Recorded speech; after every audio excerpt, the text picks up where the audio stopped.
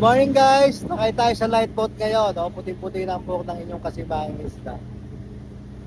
Kaya lang po kalaki ang ating sinasakyan. Yan. Meron kami mga karga ng mga empty drums, basura.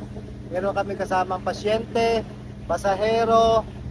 Ayan, pupunta kami sa Ley, Papua New Guinea.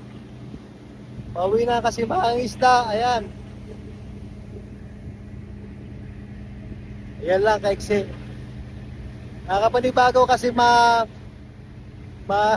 tagil-tagilid. Kailangan kumapit tayo dito, baka malaglag tayo. Ayan.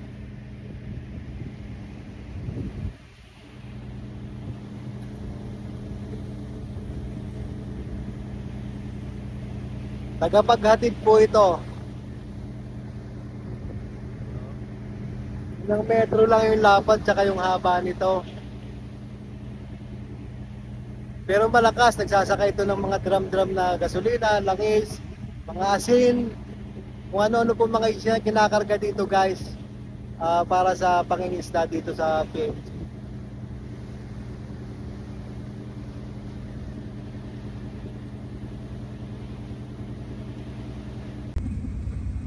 Ayan guys, nandito nga tayo kay Victor 16 ngayon. Pasahero tayo, papunta tayong Ley, Papua New Guinea. So ayan, ang ating opisyal, siya may hawak ng timon dito. Ayan. Kita yung cute-cute ng timon. No? So pag timon ka, talagang nakatayo ka. Ayan. Parang si Victor 15 din guys, nung sumakay ako doon, nung tumawat ako, ganito rin siya. Ganyan, liliit ng bintana, tapos ang cute-cute niya. May mga radio, GPS, may radar, ayan, birds radar guys, makikita nyo mga ibon, patak-patak ng mga ibon yan guys, yung mga, yan, namumula na yan. So, highly equipped yung ating mga light boat guys, dahil ito ang trabaho nito, maghanap din sila ng kawan, mga floating objects, troso, mga ganyan. So, isang malaking tulong ito guys sa mga fishing boat natin, sa pamamalakaya natin, dahil sa naghahanap ng mga target ng mga isda. Katulad yan, dami nating radios, may airband sila. So, ganyan po ang itsura ng isang light boat. So, eto, nandito si Kapitan. Ay, dito nga. Ang liit ng higaan ni Kapitan, no? Ang laking tao, ang liit ng higaan. Ayan. Ganito po ang kabuuan dito sa puwente. So, bakit? Pero matibay ito sa alon, guys. Kahit maalon, siyempre patagi-tagilid is normal naman yan. So ayan guys. Ang cute to. Parang ilang good for 2 person lang pwede dito. Para hindi masyadong crowded sa loob. So ayan. Nakita nyo naman ang kabuuan guys nung sa unahan. So pakikita ko ulit sa inyo habang kami ay nagsisail. Ayan. Yan ang pinaka-pro-one niya. Ganyan. May mga empty drums, saka mga busura. Yan yung mga sinakay natin kagabi.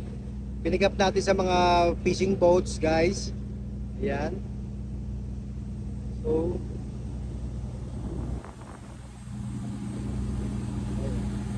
mababaw lang siya sa tubig. Pero may mga yan, may mga radars at gamit.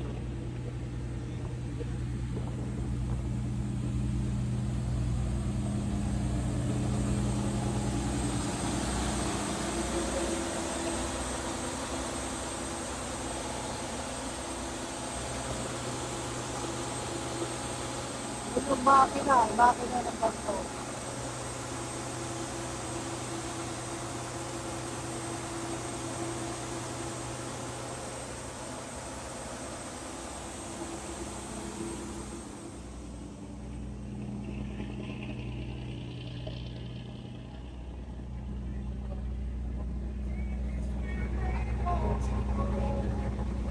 Coffee time, oh.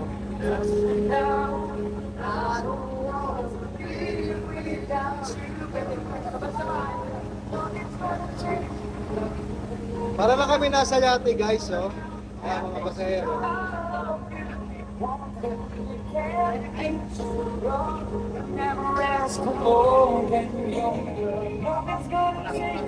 Yan. Malapit ka dyan, alam na alam ko. Plano mo eh. Uy, ready na ang dinner natin. Wow! Yan. Thank you Lord for the blessings.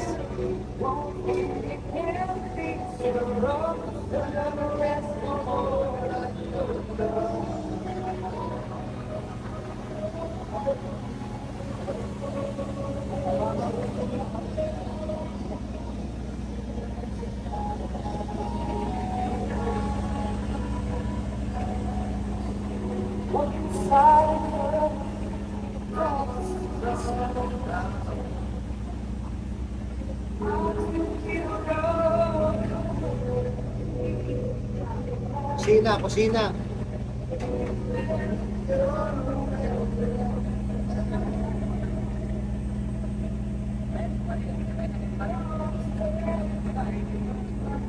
Anim lang ang crew dito guys, anim na crew sa ganitong light boat guys, anim. Para ka lang nasa yate.